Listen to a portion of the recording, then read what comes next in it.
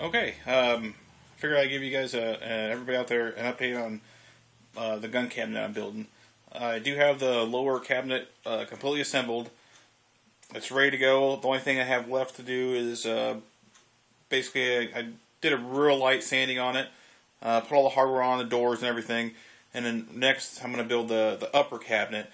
But the only thing I have left with this is final sanding. I do have some cracks in some of the big planks that I use for the top piece, and I want to buy some filler and stuff for that, but I figured to give you a quick look on what it looks like so far. And there it is. It's the lower cabinet is finished, except for, like I said, just a few minor things. Got the hardware on there just to make sure everything fit pretty good. Got these, everything's antique. I think it's called the antique. I think that's all it's called, is antique finish. It's not like an antique brass or anything. It's almost like a worn look. I don't know if I can see that, but that's what I decided to go with everything like that.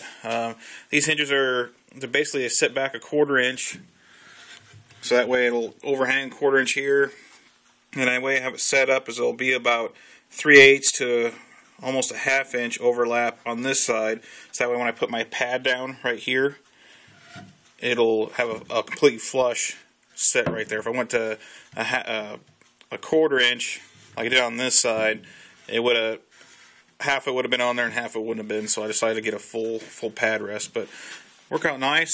Both, they're self-closing, worked out pretty good. Ended up just putting a 1/2 round around here, and I went deep enough so that way I have a nice little lip right here. Add a little more detail. The top, I have that all put on there, and I decided to screw and glue. Everything is going, all my panels are, the wood is going the same way, so it all should expand and contract the same, hopefully, and I won't get any more cracks in it. But I decided to drill down and then put some hardwood plugs in here, so that way it'll bring out a little more detail once, all these will show, because the cabinet's only going to come to about right here, and I figured I'd just put a nice little look to it also. So got all that sanded down. But that's it so far. The only thing left to do is to build the upper cabinet and attach that. And another thing is if you can see, my wider planks actually got some pretty good cracks in them. But what I ended up doing with this is, after I got it all screwed, everything's dried up and everything, I don't know if you can kind of see it, I actually just ran some super glue and put a little bit of accelerator in there for a lot of these that aren't going to be seen, so that way the majority of this is super glued together real good.